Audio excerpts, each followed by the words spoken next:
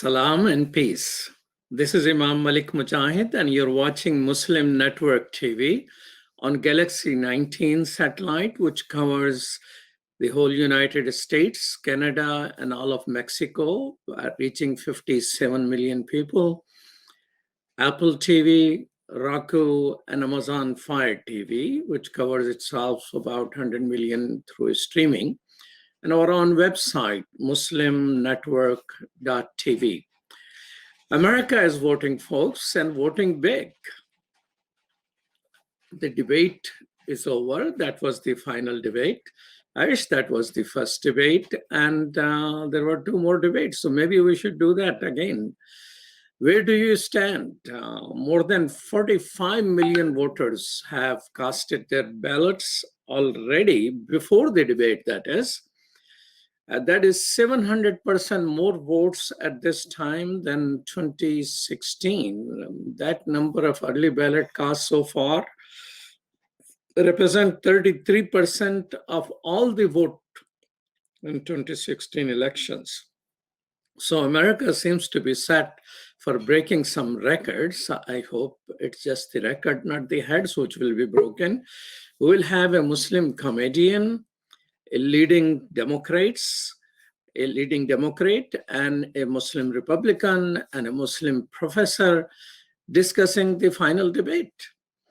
And I will introduce one by one to all of them. And we have Professor Aminah MacLeod. Welcome to Muslim Network TV. Aminah MacLeod is, Assalamu alaikum. Wa alaikum salam. Aminah MacLeod is a professor emeritus at the DePaul University and a host of Muslim Network TV. We have Victor Beg, who is a businessman. Welcome, Assalamu alaikum. Wa alaikum salam wa rahmatullahi wa barakatuh. He's a businessman as well as a long-time Republican. Lifetime Republican. So you were born with Republican. A rarity. All right. And we have Preacher Moss.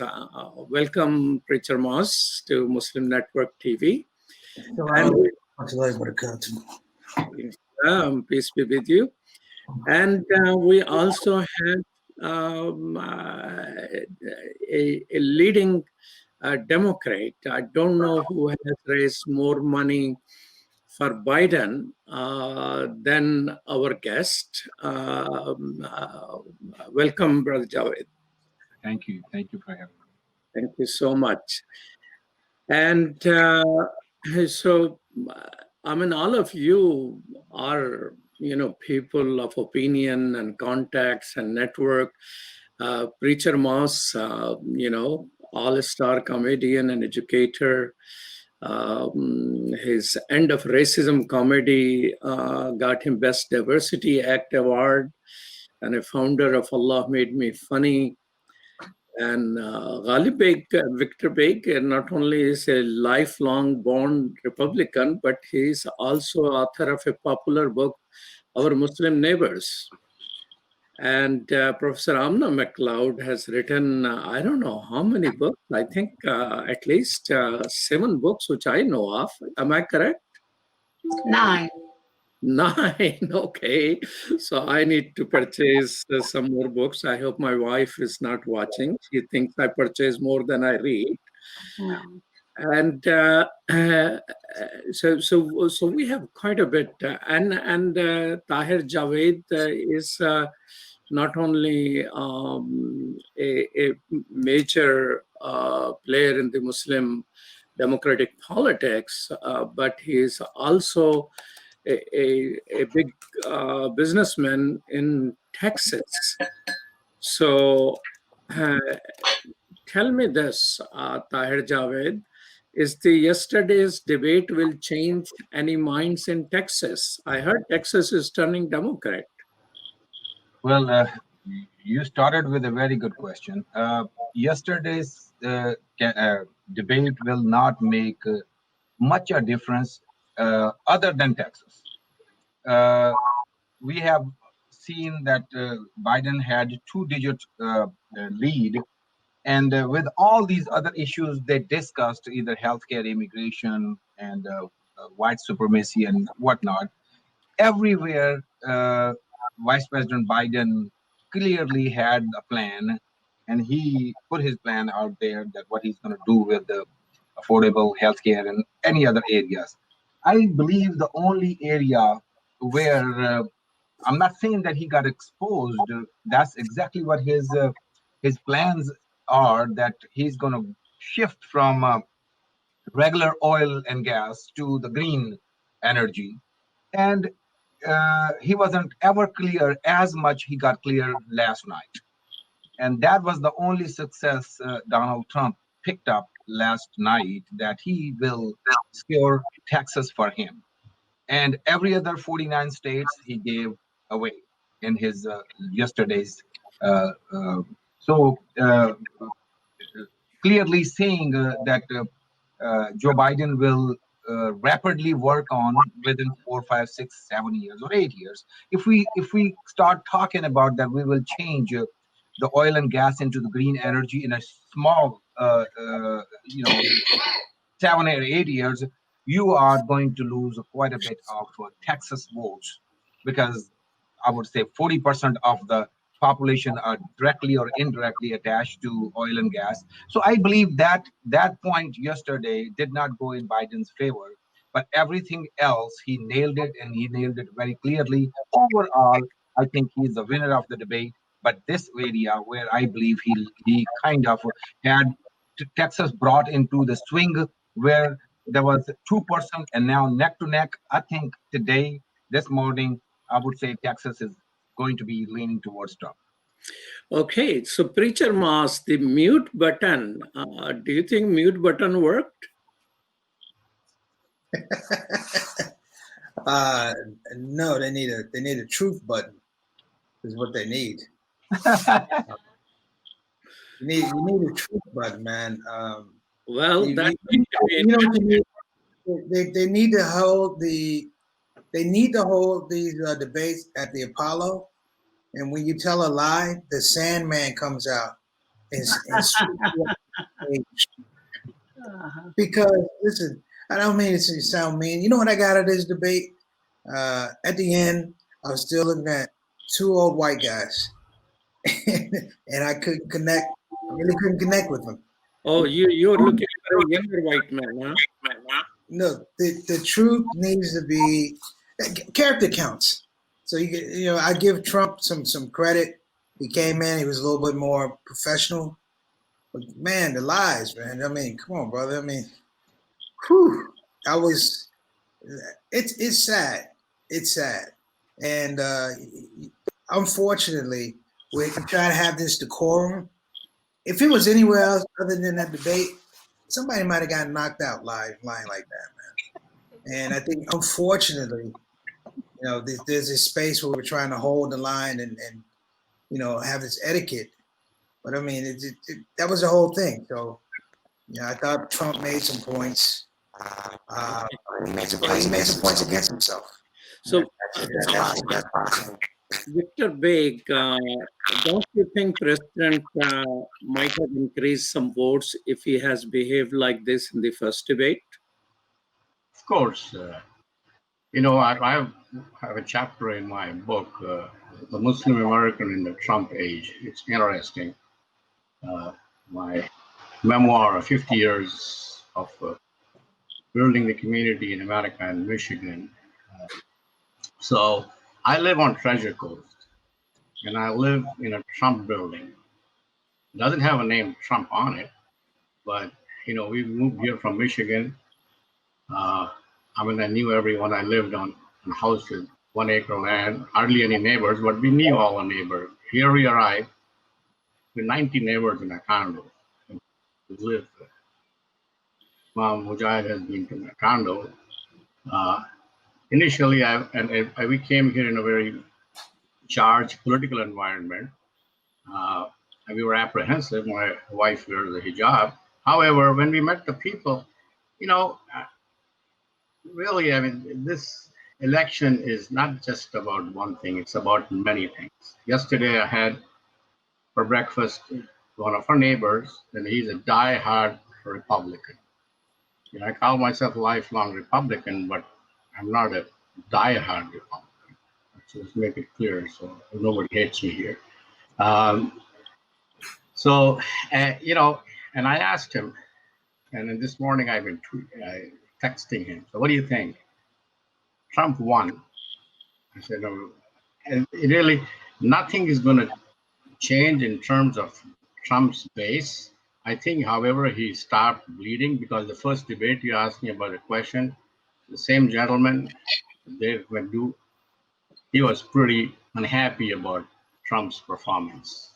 And he said, I mean, he was ashamed of himself, Trump supporter. That's how I felt. But this thing changed a lot. So, Professor Amna McLeod, don't you feel President Trump was full of energy while Vice President was somewhat of a dull performance? I didn't see Trump necessarily full of energy. I saw him trying to contain himself. And I agree with Preacher Moss that they should have had a truth button. And I was just remembering the Apollo Theater. And I think that Trump would have been more off stage than he would have been on stage if there had been a truth button. But I did hear Biden slur a few words. But I mean, you got two septuagenarians there, you know, and our hope is that neither one of them just passes out on stage. I mean, I think it's just remarkable in 2020 that that's who the country has put up to be elected. And I was remembering Tahir and it was another person on after the first debate, and our whole conversation was about, oh my God, is it, you know, we got two old men trying to box. It's very interesting, very interesting, but not a lively debate. Tahir, why Trump children were spared by Biden? Well, you heard Vice President said it's not about his family or my family. It's about American people's family sitting on the kitchen table. That if you can, you know, raise your family in today's environment, and can you pay your bills? Can you make your ends meet? I would pick up a little bit about where Victor just said that the diehard Republicans. I would say the diehard Republicans probably would not say right things today. Because Trump, what he tried to do, he tried to attract some other people by behaving himself. He was like very civil yesterday, like at least maybe 80% of the time. You know what? His core group doesn't want that. So yesterday, he probably have made quite a bit, maybe 10%, 15% of his core group upset. Listen, we were after you because you are different. And now you are trying to act like one of them. I think it may hurt him a little bit in this regard, but yes, I don't think either one of them should have brought anybody's family in it. I mean, you're going to be running for the president of the country. Every single family will be your family, and you have to prove yourself that you will lead and put the country together and put the people together. And I want to say that, you know, like a preacher said that. He's two white men, but two white men were talking about black people for at least 25% of the time. You realize that how much they both tried their hard to get the African American vote yesterday. I mean, Trump repeated, I think, every single thing 3 to 4 times that he did that black colleges and what he brought people together. So I think they figured it out already.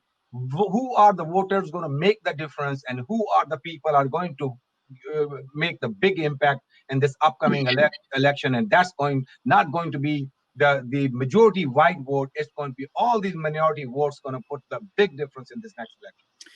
Amna, this, you know, president in last election, it is, I think, some statistics that about 10% of blacks voted for President Trump. And I would put the same question to Victor. that about 9-10% of Muslim voted for Trump.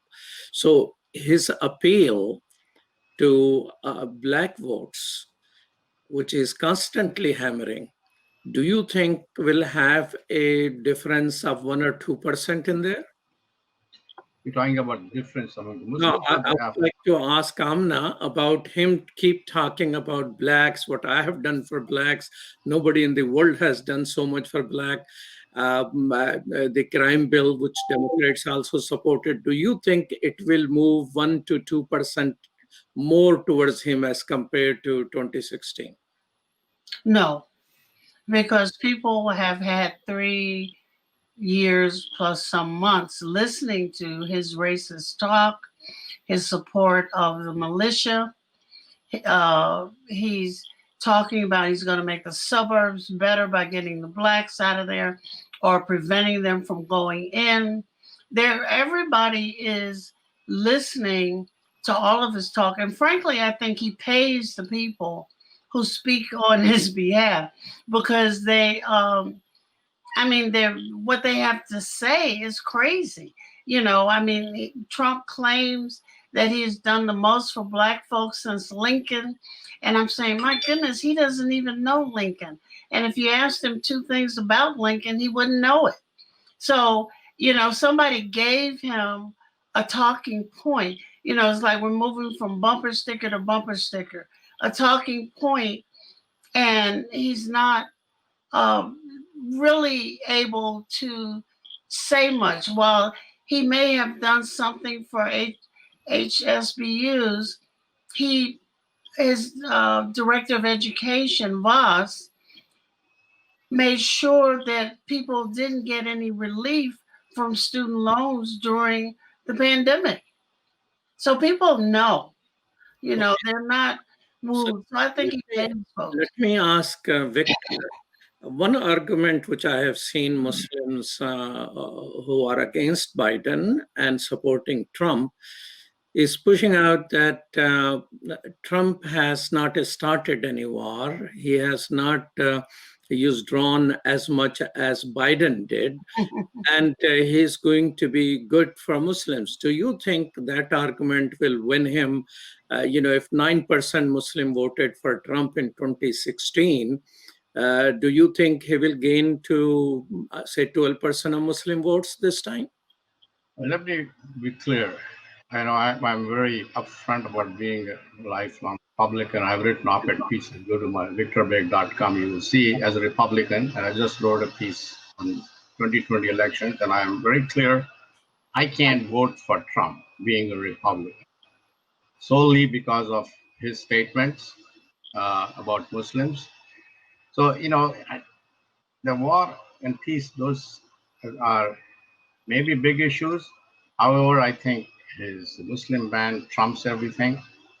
And the way he has addressed Islam is the enemy and stuff like that. I said, I can't vote for someone like that. And I'm very honest and I'm clear about it. I tell even my right-wing Republican congressman here, I work with him on many issues. However, I'm very clear. So I don't know if that is true, that 10% of the Muslims vote for Trump. I really don't find that big. Even the lifelong Republicans like me have a problem. What has he done? He may not have started the war, but he moved the embassy to Jerusalem.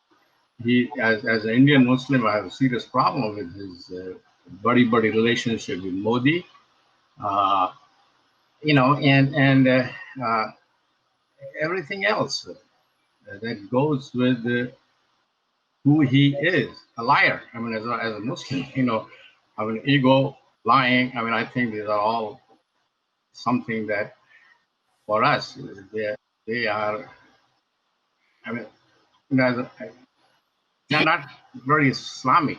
I mean, none of these candidates, you expect them to be Islamic, but this is way out of line. Okay. Even yesterday, he found a way to compliment himself, compared himself to Abraham, and he the most beautiful, what did he say about beautiful? He now gives you a plan, a beautiful health plan. And what is that? What does that mean? So stuff like that, I don't really believe that 10% of the Muslims will.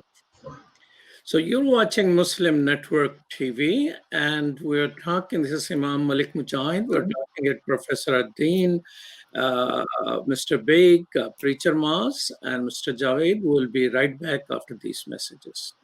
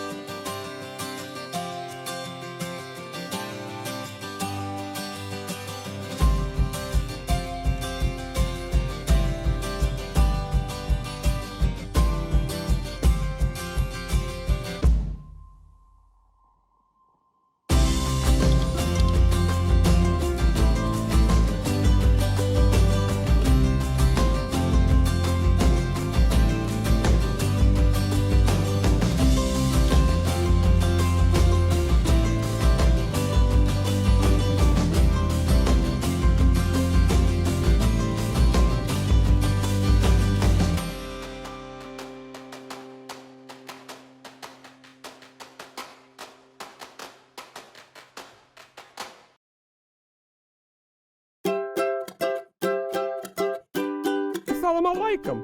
My name is Adam. You remember me? I appeared in so many episodes that Sound Vision has put on the market. No matter what. Hey, what's happening? Hey, oh, sorry. Lockdown is what it is. Well, continuing here. In this lockdown, Sound Vision never stops thinking about you, the viewer. We'll have to get back into production again, online and inline. Everybody in their own space, even me. Although I'm stuck with Lanisa. Salam! Salam! Salam! I know, you were shocked too. Well, let me continue. This is what I was going to say. Salam! Salam! Salam! Cut! Cut! Cut! Finally, I get my own screen time again. Thank God. And so we invested in new equipment to bring you even better production with new songs and new singers and animations. Well, here are a few clips.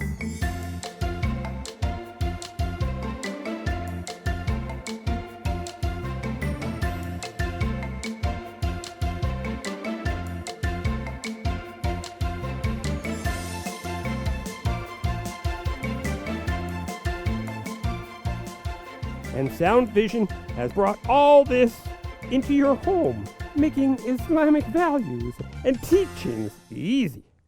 And if you know me, Adam, a multi-talented actor, well, sometimes I'm an actor and the reporter and the... Oh, that's enough. Let's move on to the next section. Well, you can watch these new episodes on our new app at www.adamsworldapp.com.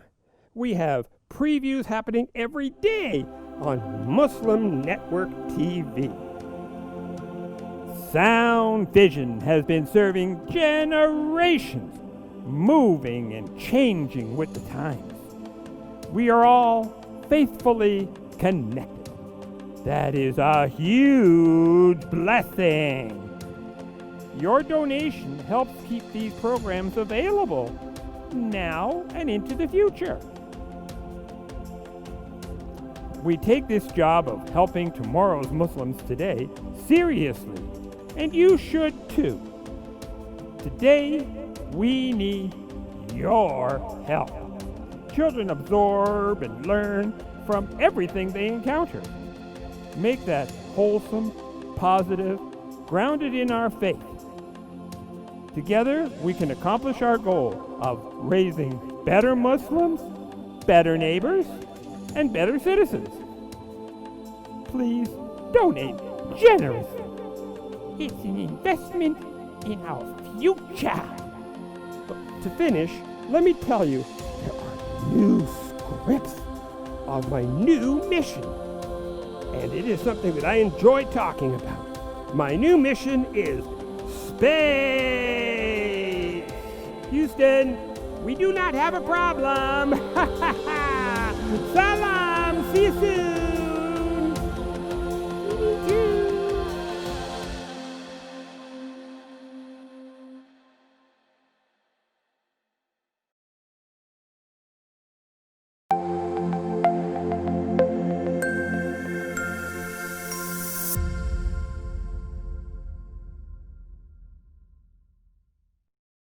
This is Imam Malik Mujahid, and I'm with Professor Aminah Al-Deen, Victor Beg, Preacher Mas, and Tahir Javed. Preacher Mas, what was this mention about typewriter they were talking about? Or computer, or typewriter? What was going on there? I couldn't get it. I couldn't figure it out. Above the line. So what was that thing? I mean, Tahir Javed, since you're a very politically advanced person, what was that discussion of laptop and computer and typewriter? Okay, I mean, there is a laptop. Supposedly, somebody left in some Starbucks or some other coffee shop. Happened to be that laptop came down to Rudy Giuliani, and he happened to be Rudy Giuliani took this laptop and went to some experts, and they found some emails supposedly between Hunter Biden, and I mean, this is all made crap. So this was some type of internal farm. They found the laptop beside Trump's tax returns. That's what I heard. Russian plan. And it was right beside the healthcare plan. It was all laid out. You can find that laptop. I will vote for that man. But just find a laptop. And the vaccine is in there too, along with the names, email addresses of the parents of those Latino kids. Everything's on the laptop. That's all I'm saying. Everything. Also, election must be postponed until we know what is in the laptop. In the words of Gil Scott Heron, the revolution will be on the laptop. There you go. Yeah. I think we need to move to Supreme Court. Election must be postponed. If laptop is that important, I think how come America will vote without, I think 45 million people have to vote again also. This is a very serious issue. No, I think every black person that he mentioned should invariably stop their life until we get to find out what's on that laptop. What's in the laptop? Reparations, Sister Amin, I think reparations is in the laptop. Oh, everything is in the laptop. Okay. Does anybody care for Biden care? I mean, Obamacare was not named by Obamacare until people who were putting it down used that term. Now Biden is promoting his Biden care. What is Biden care? Anybody understood yesterday? Well, I think it's an extension of the Affordable Care Act. The Republicans, remarkably, I think it's quite remarkable, have not come up with, in this time, an alternative healthcare plan. And given the fact that we have not turned the corner that Trump says we have, people are very worried about healthcare, even though you're not billed for care for COVID, you're billed for aftercare and all the other care. And I think people are very anxious about who's going to pay. And I think that Trump his handlers had him very skillfully pivot away from direct answers about housing, about healthcare, about anything of substance. And he went immediately on the attack, calling Biden corrupt. You know, it's like the pot calling the skillet black. It was very, very interesting. So substance-wise, you think, Victor, substance-wise, was there any improvement? Was there a little more substance here? Substance, you know, Trying to find something to say. you know, I mean, well,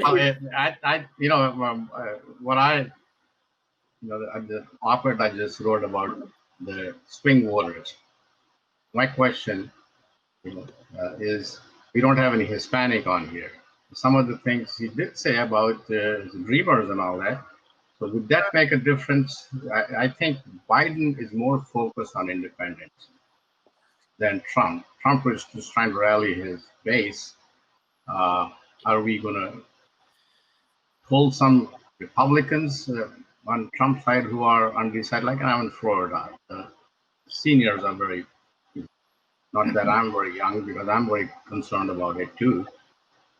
At 76 with the lunar calendar, it makes you 76. So, I mean, seniors and Medicare and stuff like that are very important.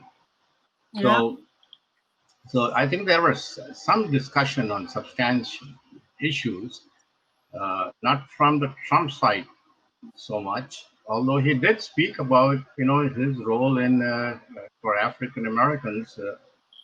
He brought up some points. I don't know what you think, that his work on some of the things that, and then they also brought up what Biden had done back in the Senate days.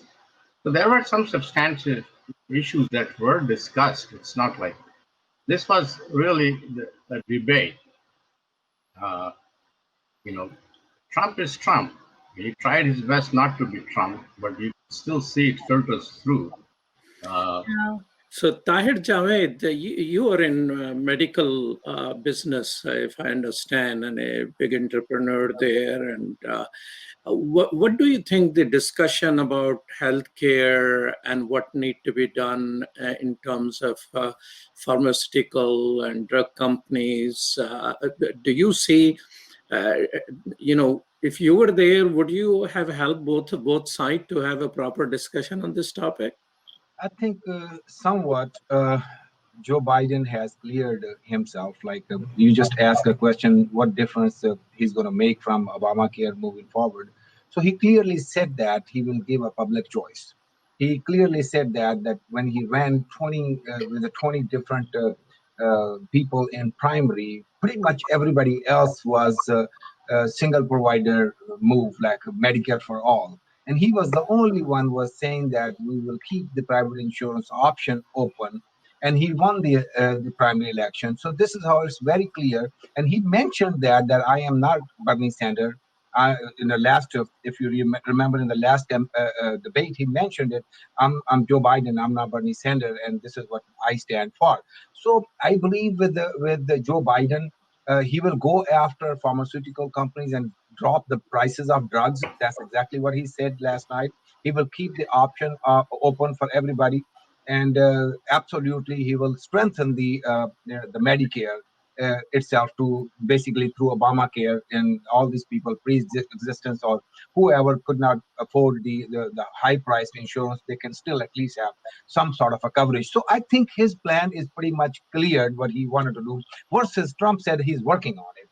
So similarly, I really wanted to touch what Victor just said, that he brought this black voters deal. I tell you what, if you guys pay attention, his language was showing that whatever he has done for black community is a favor. And that's a problem. It's not a favor. His language was like, oh, I did this, and I'm sad you don't get it. What do you mean you sad you don't get it? This is a segment of society pay tax, and they are citizen of this country. You are not king of America. That is a favor to any community. Similarly, he did not have answer for all these kids, 500 children who miss the parents, and he keep on saying who made the cages. So doesn't matter who made the cages. We wanted to know who filled the cages. So this is it's a shifting the blame and changing the direction. And let me just say that Imam Sahib, that I don't know if 10% Muslim will vote for him, I guarantee you that 10% Republican senators and congressmen will not vote for him. Okay, maybe if they tell us, we will know. Well, our fact checker is Preacher Moss. Preacher Moss, what is this cages business there? You explain to us the laptop. What is this cages? Well, I mean, this was a setup down on the U.S.-Mexican border that they have for detainees, and it was during the Obama era that they had it. Now, the use or the facilitation of this spot to redirect and change immigration policy in some regards, whereby you're taking parents away. You know, it's something Joe Biden said about now. You know, you used to have hearings you can state your case for asylum. Now you're having to do that in your country. You're waiting. You know, you have people seeking political asylum, you know, for their lives. They're running for their lives. You're going to send them back and wait on it. I mean, it doesn't make sense. I think the other thing is, on a serious note, as a former teacher, how do you tax the children? Like literally, how do you tax the children? And you make them an asset in an argument. They can't argue for themselves. You know, the idea that children are sitting there. I mean, they have all kinds of stuff coming out. They're talking about women who are potentially giving unnecessary operations for sterilization. This type of stuff is things that they don't want to talk about, and it's indicative of things going on in the United States overall. And so when you start talking about the vaccine and stuff, there's a huge amount of cautiousness and skepticism in the Black community about vaccines. We never got an apology for the Tuskegee syphilis experiments. We never got an apology. I'm like, this is the America we live in. And to Tahir's point about Trump, I did this for Black people, I did that. Listen, that's Richard Nixon. That's a revisiting of Richard Nixon. And Richard Nixon did the same thing about demonizing Black people, and then I save you. I demonize Latino, and then I save you. Yeah. Well, if you push me in the water and then you pull me out, you didn't save me. You pushed me in the water. And that argument, it doesn't fly. And it's very patronizing to Black people. To Amina's point about education, look, his secretary, I call her Betsy, who's lost. I don't call her divorced. Betsy, she is lost. How do you put a woman in? I don't even think she baked a brownie for PTA, brother. She knows about, she knows about education, public education, special ed education. I mean, this is the world that you're trying to run all this important stuff through this weird prism. It doesn't work. I would have given Trump credit if he said, you know what, that's a bad situation with the kids. Let's just call it what it is. He would have gotten more points than this whole thing of we're taking care. Yeah, but I think the only time Biden shows some guts and life and passion was when he talked about those children. I can tell you how many times I have cried thinking of those children. Yeah. So you almost cried. Yeah, you're watching Muslim Network TV. We'll be right back after these messages.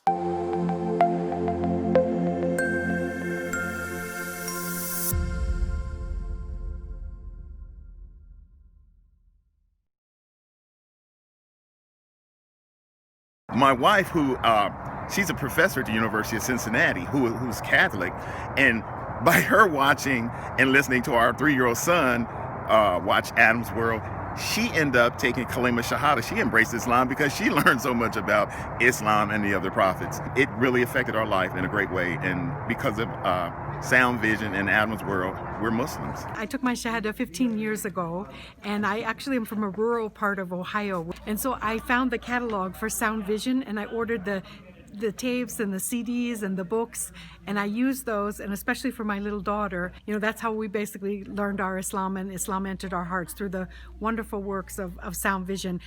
Okay, assalamu alaikum, brother. I just want you to know that I love the Sound Vision website, that a lot of times when I'm looking for information, especially as it relates to homelessness, domestic violence, and women issues, I go to that website, and then I see what you've written, and then I copy and paste it, and spread the word, because the wisdom is there. So I can't do any better than what Sound Vision has already done.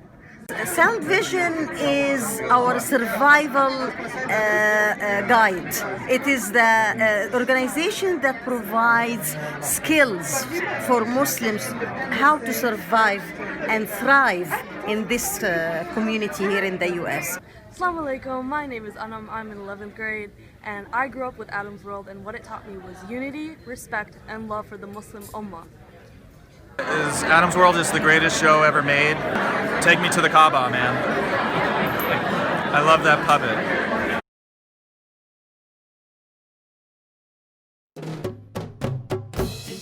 Assalamu alaikum! Open up your eyes. Assalamu alaikum everyone, it's your brother Zain Bika from South Africa. One of the first educational programs ever produced for Muslim children was the ever popular Adam's World series. The colorful and comical Muslim puppets stole the heart of a generation. Sound Vision will be releasing brand new episodes of Adam's World with the launch of a Adam's World app. Subscribers will enjoy new Adam's World episodes as they are released, as well as all the classic episodes of Adam's World. So visit adamsworldapp.com now to learn more, subscribe, and enjoy new adventures of Adam and his friends. And let's keep helping tomorrow's Muslims today. Assalamu alaikum. Adam's World. Believe me, there's a lot to see. Bismillah. Let's explore.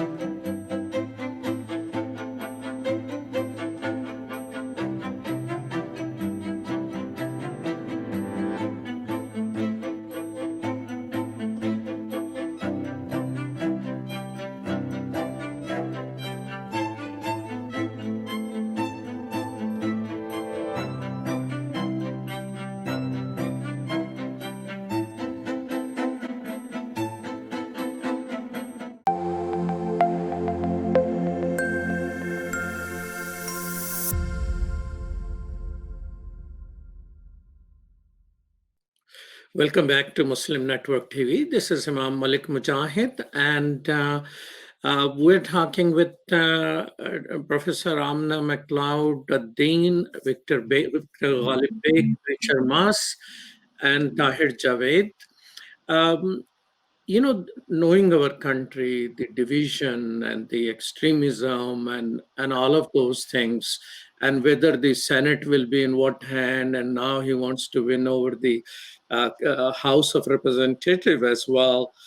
Do you think any of these people, any of these candidates are capable of addressing major issues like climate change or immigration policy? There was little bit of talk about the immigration policy, but do you think there is any possibility? Preacher Moss had been preaching for down the ballot. Could you talk a little more about that? Somebody want to answer that? No, I have been talking about down ballot voting, things like that, trying to reemphasize with people the importance of local elections, local politics. I think it's an inverted order. We think that the president is going to change all those things. Whoever becomes president in this election, change all. They're not privy to local problems. They're not privy to local politics. I said it on the show yesterday, like Thursday on the Shout Out show.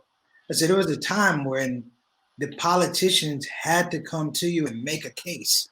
You didn't have internet, you didn't have apps, no slick ads. They had to come to you and make a case, everything from a council person to somebody trying to get on the school board. And you knew those people. You had a body, I want to say you had a body of evidence if someone wanted to be on the school board, we knew what your revelation or what your relationship was to education. And we don't have that in a presidential election. I know I'm hard on Trump. I'm hard on Biden too. You know, one of the things I still hold Biden, I still have a bad taste in my mouth, is when Clarence Thomas was nominated to be the Supreme Court justice. And they brought out Anita Hill and they left that sister out, and hung her out to dry. You know, they didn't bring anybody else out to corroborate. That is etched in my mind when he said. And I said, hey man, what is this? This is me at a young age. I'm not even politically active. I'm like, what is this? I'm like, they left that sister to hang out to dry. And there was never an apology. There's never an okay. There was never an oops. And I'm like, you talk about doing things for like that woman went to the floor for this situation, and she's a footnote. That lady is a footnote. And I feel like, you know what, she's been forgotten. And Joe Biden, you can talk about blah, blah, blah, blah, blah, but you didn't correct that one. You know, Trump about Trump on a lot of other things that aren't particularly in light. You know, Trump and his father, I'm for Washington, D.C. I know what they did in terms of unfair housing in Washington, D.C. and how they excluded Black people from getting apartments, and they bumped the. I mean, it's a whole lot of stuff. That's why I say old white men. There was a time when old white men could do old white things because they had old white laws that allowed them to do that. And just because they're now becoming president, it does not remove them for what you did in past. Let me pose this question to Amna and Victor.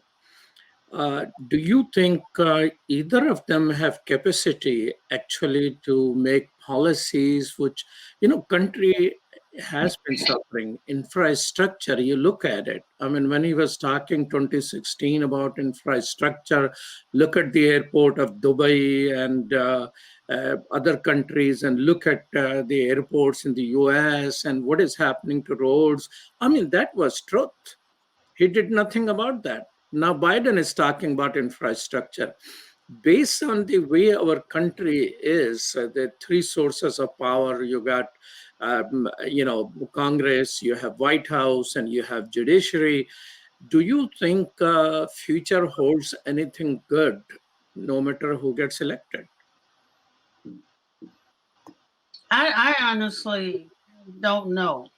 I think that what we've learned in the last 3 years is that the presidency holds enormous power. And the Congress, even in the House, Republicans have been very quiet, but so have Democrats. We have looked and we've seen one source of power, the presidency, which is now going to, in some ways, with a politicized Supreme Court, hold that. I was very interested in the conversation about packing the court. Adding a number of seats to the court is not new in American history. So if you add the number of seats, as long as they're odd, who cares? But there needs to be more balance in the court than there is. We have a real congregation of Catholics in the court. And I'm wondering if issues involving other religions come before the court, especially Islam, what is the court going to do? You know, I feel anything but Biden is a change. However, just saying that is not enough.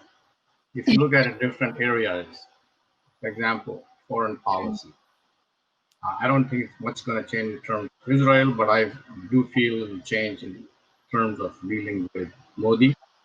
It will. They were on track to maybe bring Saudi Arabia and Iran together. So I think there will be other improvements in the Middle East. So I see that is possible. And as far as African American and race relations, you know, he says I made mistakes. He was a VP of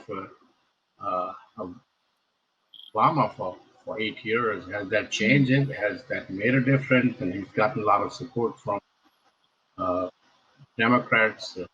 That's what put him over in primaries. So I mean, definitely, and Muslims will definitely have access to the White House. Now they got zero, not positive, not negative, nothing. You know, so I think that I see, and if it's true that the changing the we heard about Texas 40% depends on oil. That might have been, I don't know, Texas knows better, but I think this having an industry based on the kind of proposal he has about the energy, new jobs and stuff like that. Wall Street, to me, I mean, I study a little. It looks like they have no problem with in terms of what Biden is saying, and they're getting the money from Wall Street too. So let me ask this question. Wall Street not having a problem and all that. Who's the establishment candidate here? Both of them.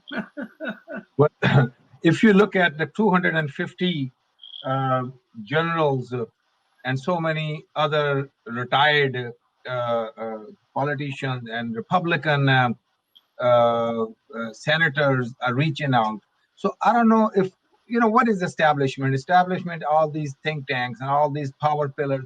Everybody realized that we cannot have another 4 years of Donald Trump. So if we have to pick one, I would say Joe Biden. Everyone wants to see this change. And let me say a little bit about an environment you just mentioned, Imam, that who has yesterday how Donald Trump answered the environment. He first of all, he doesn't believe in that, and he could not answer it. But what I had issue with is that he is trying to compare with China, and so it's just like if there is a one child in the school cheating, and there is a one who does his own studies, and you ask them, and the one, they said, since the other one is cheating, I wanted to cheat too. So this is the standard. This is the standard Donald Trump has in his mind, that if others are not doing it, I'm not doing it too. Now, that's not what America was. America is we lead and we teach and we take people with us and we take them to where they are supposed to be at, versus we make a whole circle, go in the back and say, hey, the others didn't do it, I don't want to do it too. So that is the problem. So another 4 years will take the whole nation 40 years back in leadership, your role on the globe. That is the problem. So it's environment, or it's a foreign policy, or it's a war, or whatever the relationship. And we didn't discuss that. He made us separate us from the whole world. Like Biden mentioned yesterday, our allies, they are upset with us, they are happy with us, and he is basically talking too much about China and others. But I think China got strengthened in last 4 years. China went to the whole world because we don't have any check and balance. We're not bringing him on the table where we ask questions. Why are you not doing that? Because we ourselves left all those tables. Problem is we are not leading. We need to lead. That is the problem, and that's what this election is for. So why there was no mention or questions directly about human rights, genocide in the world, or foreign policy? I mean, when China was being discussed, there was a plenty of opportunity for Biden to bring in the genocide of Uyghur. I mean, my God, 2 million people in concentration camp, their children taken forcefully to orphanage. I have met victims of those people. They had no mention. I mean, where are we? So Biden in some ways accepting the premise established by President Trump. So just talk about ourselves. Why human rights and foreign policy did not come into the debate? Well, I think that our domestic policy is where we look to see what the foreign policy looks like. You mentioned earlier that Trump says that he has not started any wars, but indeed he has in this country. Between peoples and how we mend that, it'll be like the war in Afghanistan. Is, accepting that the Uyghurs are put in concentration camps. We're doing the same thing at the border. Accepting that children are placed in foster care. It's the same thing that's happening, except they're still in cages. And like Preacher Moss said, how are you going to tax children? It's what are we going to do with these children? Farm them out to various families to raise, quote unquote, as Americans. And it hasn't stopped people from coming. Some of the stuff, it seems to me, can't be reversed. Like Victor was saying, the embassy is still going to be in Jerusalem. We're still going to do proxy wars as opposed to showing up, and nobody, because people no longer have to come to us to have a conversation, nobody's going to be held accountable. And we will no longer be, I doubt if we'll still consider a world leader, because we pull back so much, and he has started a war here, which deserves some attention. So let me ask you, we just got a couple of minutes left. Do you think Republicans going to win House of Representatives? Yes or no? No. No. No. Do you think Democrats will win Senate? Probably. Yeah. Yes. Well, I believe they will get close. I don't think they, because there is 1 or 2 seats they have issues themselves too. So I would say they will, it may be 49-51 type of If Biden wins, the VP will break the tie. Probably. Yeah. One thing I just want to bring up, I think talking about foreign and human rights, I think the focus, and we didn't talk about that, was the COVID. That's the number one issue in this country, believe me. And I was looking at and they talked about how the death rates are going down and so forth. I'm part of the chaplaincy group, Indian River Hospital here. I know that the stats they're not being reported properly. Even then, Right. The New York Times has today the total cases, 8.4 million, 75,000, up 32% in a day. Deaths are 9%. I was talking to my Republican texting, and he said, all the deaths have gone down. Well, they always see everything Trump was doing was using Fox and Friends talking points. So it really appealed to its base. Right. Another big question is, as everything Biden said appealed to his base, and Democratic base is pretty splintered, and we're not like, and I'm reading this book, Caste, these days. You should read that. Oh, good for you. Yeah, it's just incredible how, the whiteness makes a huge, that's why Trump was afraid of Biden on the ticket. But however, my other big question, how is Kamala? Well, unfortunately, we need to postpone our questions because this conversation is very interesting. I rather continue for another hour. First thing, you guys are powerhouse.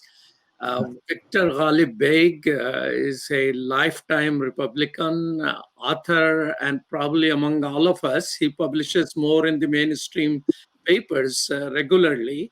Tahir Javed, he leads Muslim for Biden and raised more money for Biden than any in the Muslim community. He is a powerhouse, and himself a Texan focus on healthcare industry and substantially ran for Congress. And Preacher Moss, this guy has brought to life Muslims can laugh. Allah made him funny for some reason.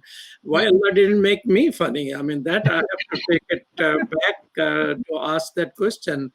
And Professor Amna McLeod, 9 books under the belt. Well, she doesn't use his belt, does she? But that's amazing panel. Thank you so much. I truly appreciate that. And thank you, Sherdil Khan, for pulling together this amazing panel. And thank you so much. You have been watching Muslim Network TV on Galaxy 19 satellite, Amazon Fire TV, Apple TV, and Roku, and of course, Muslim Network TV, muslimnetwork.tv, our own website. Peace. Salam.